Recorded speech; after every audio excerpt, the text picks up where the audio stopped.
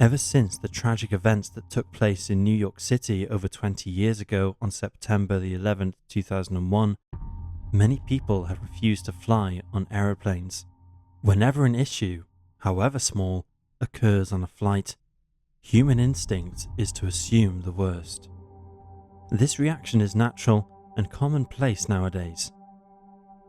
But what was it like in the years prior to that fateful day in New York? What other disasters occurred in the skies above us? In this video, we will look at the horrifying and bizarre case of South Africa Airways Flight 295, which crashed into the Indian Ocean on 28th of November 1987. We will investigate, as ever, the events leading up to the on-deck fire that brought the plane down, the crash itself, and the aftermath, as well as the opinions and conspiracies which raised questions as to how such a disaster could occur. How safe was the flight in the first place? What chilling events occurred that could explain the downing of the plane? Are the conspiracy theories about the cause and reasons for the crash valid? Let's buckle up once again as we investigate the unanswered questions surrounding the 1987 Hildeberg disaster.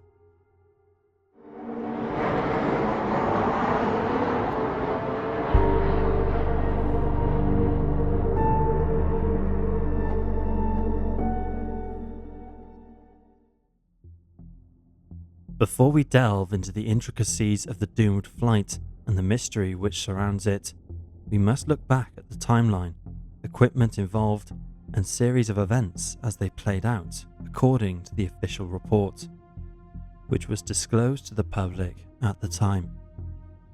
South Africa Airways Flight 295 was a commercial flight that, whilst in mid-air, encountered the most terrifying of hazards an aeroplane can endure. A cargo-based fire that was impossible to extinguish. Unfortunately for all the 159 people on board, the aircraft would plunge into the Indian Ocean near Mauritius on the 28th of November 1987, killing everyone who took to the sky that day. Flight 295 consisted of a Boeing 747-244B Combi, registered under ZSSAS and nicknamed the Helderberg after the wine-producing district within the Western Cape of South Africa. On the afternoon of the 27th of November, at 14:23 hours, the plane took off from Chiang Kai-shek International Airport, now known as Taiwan International Airport, and was bound for Jan Smuts Airport, South Africa, via Plain Suns Airport in Mauritius. It was piloted by 49-year-old Captain Dowie Ice and co-piloted by 36-year-old First Officer David Atwell, with 37-year-old Relief First Officer Jeffrey Burchell also in the main cockpit. Whilst investigating the crash, it is worth noting that the plane's existence was fairly short at the time, as the first flight commenced a mere 7 years prior on 12th of November 1980 and was delivered to South African Airways SAA on 24th of November that year. The aircraft itself was enlisted and created as a 747-244B Combi variant, which allows both passengers and various types of freight to be loaded on board the same deck level at any given time. Some may say that is a danger in itself. However, on this specific day, there was only 6 pallets of cargo manifested in the storage section of the main deck. In total, there was a final weigh-in of 47 tons recorded as being on board, which included the passengers themselves and all internal baggage. Though unscheduled, the weighs and freights were double-checked and inspected by a local Taiwanese customs official, which is routine in all matters of logistics and freight forwarding. In the end, before the passengers and crew took their last trip to the sky, it was logged that no suspicious or sinister materials were identified on the pallets, and so all was okay for takeoff. As the Boeing gained altitude and approximately 34 minutes into its journey, Hong Kong Air Traffic Control would receive first contact from Flight 295 as a customary notification was made to gain clearance on the upcoming waypoints along the Helderberg's flight path. Around 1 hour later, the aircraft made another routine connection, this time to South Africa Airways base at Johannesburg to clarify their location. The next log of communication would come later as the plane encountered the hideous fire that would eventually take the lives of all 159 passengers and crew on board. The fire seemed to have developed in the main cargo deck. The reason would never be explained, disclosed, or fully revealed. Without having the luxury of the technologies airlines take for granted nowadays, the three men in the cockpit had to refer to the manual systems checklist in order to make the split decision needed in the midst of the crisis. According to the manual, in the event that a fire has occurred and already been extinguished, the first port of call is to initiate recirculation of the air in the cabin and open the cabin doors to clear away any toxic or poisonous gases. This was assumed by the crew to be means of action, regardless of the fire level of severity, and initiated the sequence. Tragically, the fire, in the end, had been ruled out as having been treated, as a fully charged extinguisher was found in the wreckage, which could have been a result of numerous scenarios. With this being the case, any and all poisonous gases would have been swirling around the main deck and inhaled by the passengers, as well as fueling the fire's ferociousness as it continued to grow. Fighting what seemed to be a losing battle due to the immediate damage to the aircraft, as well as the rage of the fire growing at a tremendous rate, the pilots decided to perform an emergency dive maneuver towards the sea over Mauritius. Just before midnight at 23:49 hours, Mauritius Air Traffic Control received the call from the captain to report the fire, the processes which had been performed, and the pleas for help as they were planning to attempt an emergency landing at the instructed flight level of FL50. At 00:07 am, before the specific locations of the flight were fully determined and the extent of the damage was known to the air traffic control through a constantly disrupted call with the pilot, the plane would break up and crash into the east side of the Indian Ocean of Mauritius, 134 nautical miles from the local airport. In total, it was recorded that all 159 souls perished. The range of passengers and crew's nationalities varied from Australian, Japanese and Taiwanese to Danish, German and Dutch, therefore becoming a global disaster. An immediate focal point which sparked the rumours of a conspiracy was that it took Mauritius Air Traffic Control over half an hour to declare an emergency after all communications were lost, even though the conversation transcript clearly identified that there was a fire on board the aircraft. At 23:49 hours, the transcript reveals the following discussion. Captain Ice, we have already commenced due to a smoke problem in the airplane. Mauritius ATC. Roger, you are clear to descend immediately to flight level 140. And at 23:50 hours, Captain Ice. Roger, we will appreciate it if you can alert fire. Mauritius ATC. Do you request a full emergency, please? A full emergency. Captain Ice. Affirmative. That's Charlie Charlie. Mauritius ATC. Roger, I declare a full emergency.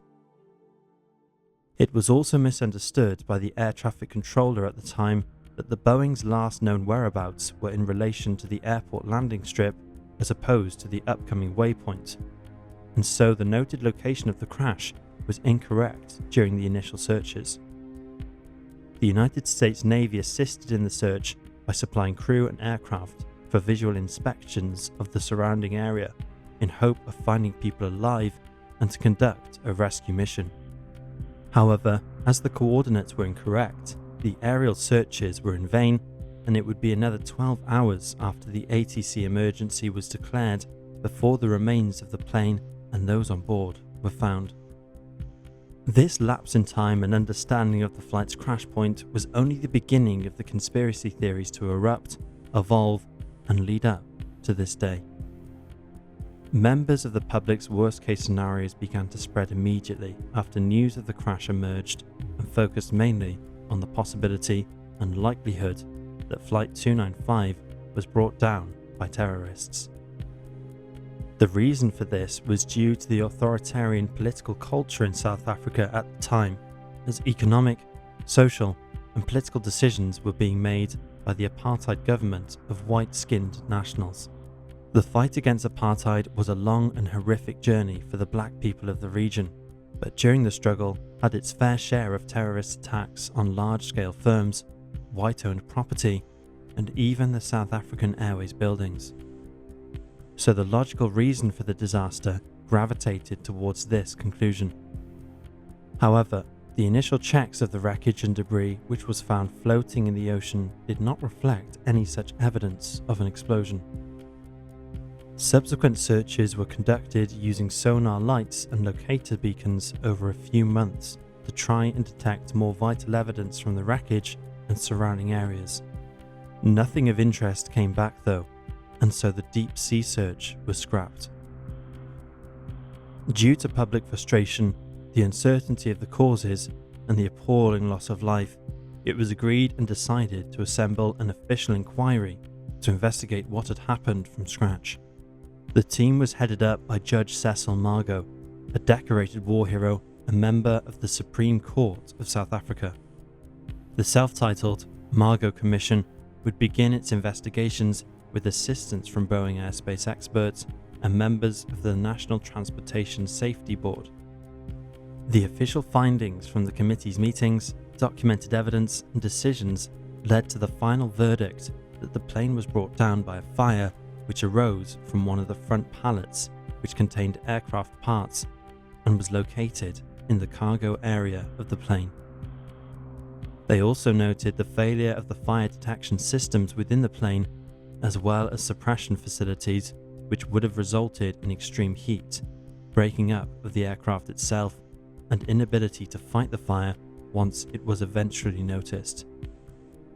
Many tests, both theoretical and physical, were carried out to try and ascertain a logical reason for the doomed flight, but in the end, they could not categorically attribute blame to a specific cause. With this ruling came the consistent rise of conspiracy theories, as well as the frustration and heartache for the relatives of those who perished on that fateful day. To begin, the flight recorder was never found, and the voice recorder did not arise until 2 years after the crash. Many believe that under the apartheid regime, South Africa, who faced multiple embargoes with regards to weapons and arms, turned their attentions to commercial flights to illegally import and export weaponry.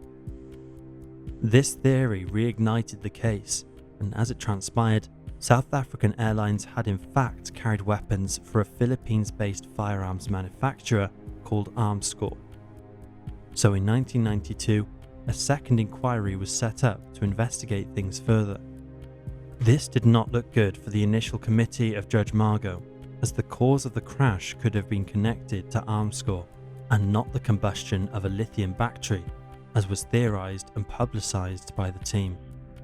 South Africa's Truth and Reconciliation Commission was put together to investigate crimes committed during the apartheid era as it slowly came to an end, thus generating a democratic South African government in 1994.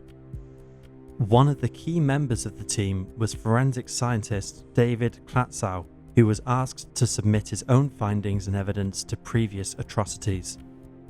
For Klatzow, this was an opportunity to present his deposition to the masses, having kept a close eye and personal interest in the case, as well as being involved in the original inquiry. He would go on to express his issues with the original investigation, pointing out various inconsistencies and distortions, as well as a mass failure to interview potential witnesses of the ill-fated flight. Dr. Klatzow testified that normal procedure on board planes would involve the air stewardesses serving drinks to the passengers shortly after the plane had taken off, and that dinner arrangements were never served before a plane's descent. As the cockpit voice recorder, which normally records the last 30 minutes of the plane's journey, captured 20 minutes of the pilots discussing the food and dinner arrangements on the flight, so it can be seen to have encountered disruption much earlier in the evening. Klatzow therefore stated his belief that 2 fires had occurred during the flight's path towards the Indian Ocean, one around dinner time and the other before crashing. He became adamant that the pilots and crew had been instructed by the ATC in Johannesburg to extinguish the original fire and not to land the plane. Undeterred by threats to keep his damning report and speculative quotes going mainstream, he would also accuse the airline of being fully aware of the materials and arsenal they were smuggling, and that the CVR recordings from ground control were physically tampered with. He would eventually draw his own conclusive opinion that the government secretly packed a rocket-based system within the cargo section, and that the turbulence and vibrations caused the chemical substances contained within it to ignite. Perhaps Klatzow's biggest theory and proposition to the inquiry was the supposed orders given to the pilot and his adherents not to land the plane due to the illegal militarized cargo on board. Had he brought the airplane down initially after the alleged earlier fire, he would most likely have been arrested for attempting to illegally transport high-end firearms and hardware across international waters, and for putting the lives of his passengers at great risk. This exposure and act of criminality would have warranted not only arrests, but the defamation of the government and a potential social uprising. The embarrassment, should the plane have landed safely, would have cost the government and airline approximately 400 million South African rands, or $26 million in today's financial climate. A much-needed follow-up investigation was carried out and once again allowed Dr. Klatzow to interview key witnesses and gain more access to findings to formulate another argument against the government's possible cover-up. Unfortunately, despite great efforts by the scientist and public uproar, Judge Margot was not summoned to attend the hearing, nor was there considered to be any reason to continue with the investigation, as no sufficient evidence was produced. Again, this shows, as a clear example, the risks and collateral damage that politicians are willing to take in order to preserve power and influence through money and corruption, which certainly makes Klatzow's argument a valid one. In the end, the case was closed. The families have never gained any closure, and Klatzow's efforts were restricted and constantly criticised. Other theories include the South African government's attempt to transfer what is known as red mercury, a substance of uncertain composition which is apparently mixed with other elements to build nuclear weapons systems. Another theory which holds up some merit is that which was proposed by Peter Otson Jr., the son of one of the passengers who died that day. Having requested that the inquiry be reopened, he produced a sworn statement by a former employee of the airline, an Australian who claimed to have been told in secret by the manager of Taipei Airport that the Boeing was actually carrying rocket fuel. This, he claims, was the cause of the crash. No matter what line of questioning one seeks to pursue or what conspiracy to believe, the fact that key elements and hardware from Flight 295 have either disappeared or been destroyed leaves us with more questions than answers. Did the government cover up one of the largest aerial disasters of all time for the sake of money, public embarrassment, or to purposely risk the lives of innocent civilians in their pursuit of illegal weapons? Perhaps history has told us more about this possibility than any inquiry will ever seek to prove. Just remember that sometimes the worst case scenario is, in fact, the right thing to assume after all. Until next time, folks, thank you for watching and keep searching for the truth.